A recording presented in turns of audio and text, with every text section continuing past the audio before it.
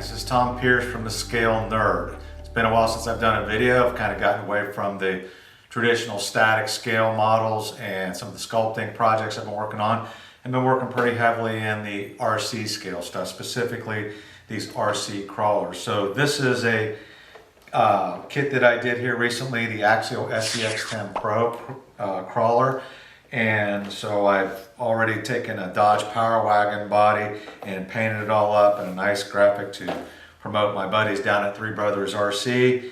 And yeah, really happy with the way that this paint job turned out. More of a artistic graphic style, more modern looking, and just kind of gritty and edgy look to it. But what I want to do now is take this same truck, and I've got another body here that we're going to go ahead and paint up slightly different style. So we're going to be looking at doing more of a patina, rusted out junker type of paint job on it, which I've done a lot of these types of paint jobs on military vehicles while working on the static scale stuff for like scenes and dioramas and that type of thing. But that's more for display. This is for a truck that's going to be run through the mud and bounced against the rocks and all that kind of stuff.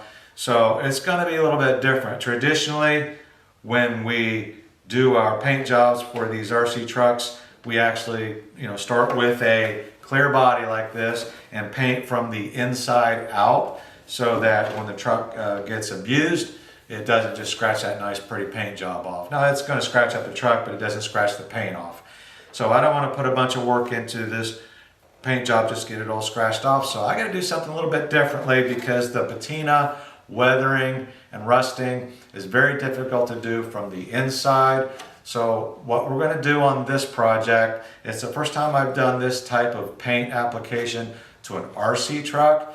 So it's going to be an experiment. What we're going to do is we're going to basically paint it from the inside and the outside. The majority of the painting is going to be done on the outside.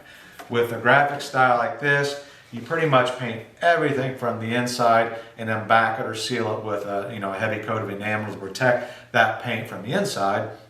But you don't really put any paint on the outside at all. This one we're going to start on the inside and get just so far, and then we're going to flip to the outside and do the rest of the painting on the outside and potentially seal that in with some clear, probably some flat clear.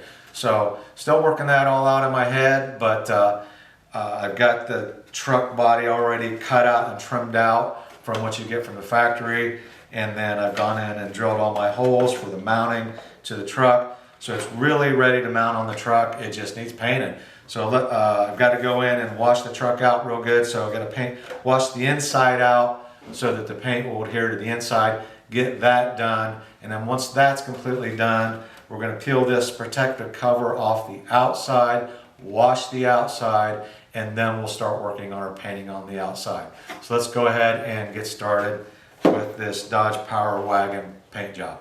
Okay, after thinking about it, I decided that what I want to do here is, I think I want to have some rust that's actually gone all the way through the body panel. So I'm going to take the Dremel tool and go ahead and work throughout this body in some areas where I think it would really get hit hard with rust, which is typically down around the bottom corners of the door panels, and then back here in this bottom area of the main body panel back here. It tends to collect moisture down in there and rust these out all the way through. You can see it anywhere. You can see it in the fenders and anywhere technically, but I think I'm going to stick basically to these back corners here, and then maybe on one side I'll eat into the door a little bit here, so I can really get some abrasive rust has ate all the way through the fender panels. Okay, so I've got some significant little damage here, rust damage done in the quarter there, a little bit in this area in here, and flip around, got a little bit done on this other side here. So I think that's pretty good for right now. We'll go ahead and work on it a little bit more later on, but ready to go ahead and just wash it up now. So now I've got it all washed out and dried out, and went ahead and put the masks on the inside of the windows. This is going to be kind of a tricky part because since I'm painting it from the inside and from the outside, and have to use these masks twice or try to cut new ones, but These came with the body, so I went ahead and placed them on the inside. So I'll get all my painting done on the inside. Then I'll try to salvage them and pull them off and put them back on the outside when we move to the outside of the truck. So I'm going to be shooting the inside first with, I'm using Proline water-based acrylic paint specifically formulated for polycarbonate bodies. Stuff works great. I've used it on all my RC trucks so far. Easy to clean, runs great through the airbrush. It adheres good. You definitely want to seal it in and back it with another heavier coat of enamel, normally when you're painting a truck from the inside. But I'm going to be using this 6325-14 Mars Red Oxide, and I'll also be using some black and some yellow and some red, but we'll start out with this Mars Red Oxide and do the majority of the interior with that.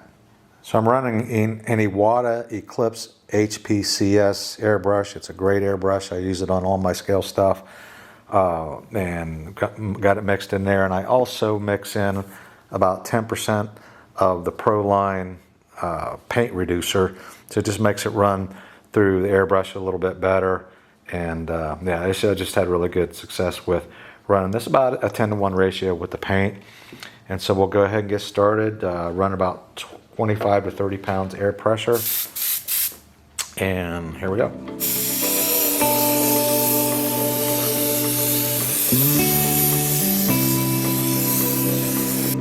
So there we got the first really light coat sprayed on here now. You don't want to put it on too heavy in that first coat and just run all over the place, so let that dry up a bit and then we'll move on. Okay, so now I've got, I just emptied the paint out of the airbrush, and I didn't even wash it out. I just left the red oxide in there, threw some yellow, Proline yellow in there, and just a dab of some orange that I had, and mix it all up in there. And I'm just going to paint this on the sides, the vertical surfaces. So not a whole lot, but just lightening it up.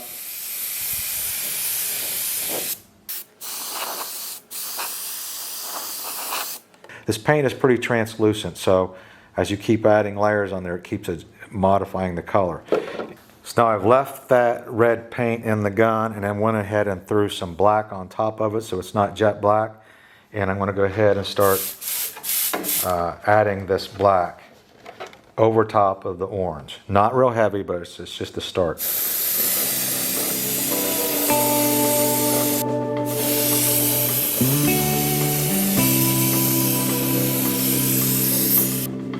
You can already see from the outside the black showing through, and it's really changing that color now to a much more of a rust color instead of that red color.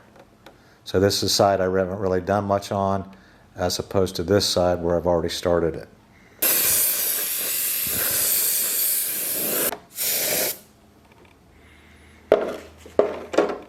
Okay, now that I've got the inside all painted up the way I wanted, I went ahead and took a rattle can of some Rust-Oleum, just some regular Rust-Oleum protective enamel, so it's an oil-based enamel, and sprayed that with a rattle can all around the inside over top of the paint to seal that in and protect it from, you know, further abrasion and water and dirt damage from the inside. So we'll let that dry up really good.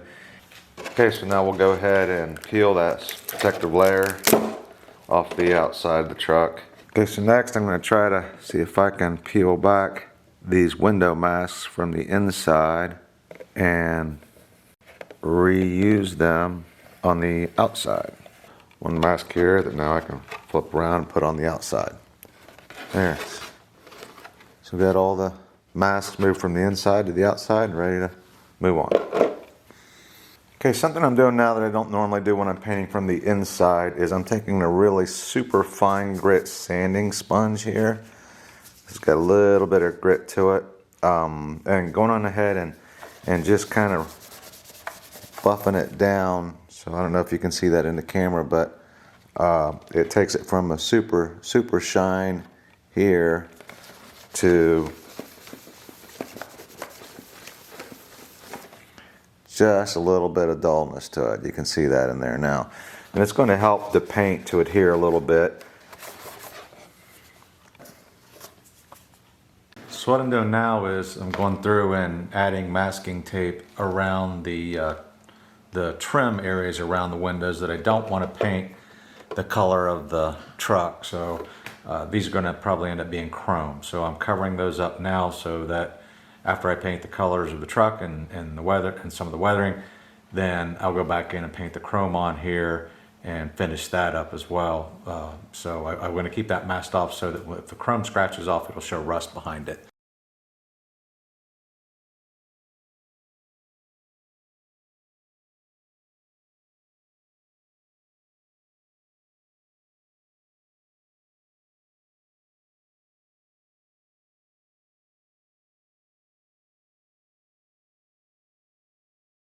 A couple other areas on here I want to mask off, and then we'll move on. Okay guys, so I had an idea. I thought of a way that I can really improve the look of the natural rust developing on the body. So it tends to bubble up under the paint before it breaks through. So I mixed some epoxy here. This is basically just 30-minute, standard 30-minute epoxy. And I took a little bit of dark rust acrylic paint and put in there, and a few drops of black ink. So I got a really dark rust, almost a black color, but it's really a dark rust color here in this epoxy. And what I'm going to do is I'm going to put this on the body in select areas to kind of simulate where the paint's bubbling up from the rust being underneath it. So I don't know if this is going to work, but I'm going to give it a shot.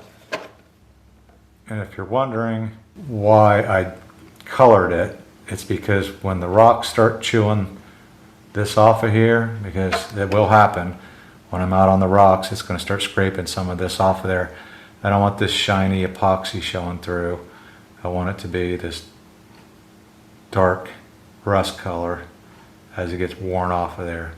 So this bubbling stuff, it tends to happen around the bottom of the rocker panels, bottoms of the door, places like that, where water tends to collect inside the door panel. Okay, so there now you can kind of see what I've done there, across here, and you know, both sides of the truck. Okay, there you go. I think I'm going to have to cut this into 2 videos since it's running a little bit long, but I really want to cover all the techniques to really help you guys out. So let's take a break here, come back and check out video part number 2 of my rusted out Power Wagon paint job.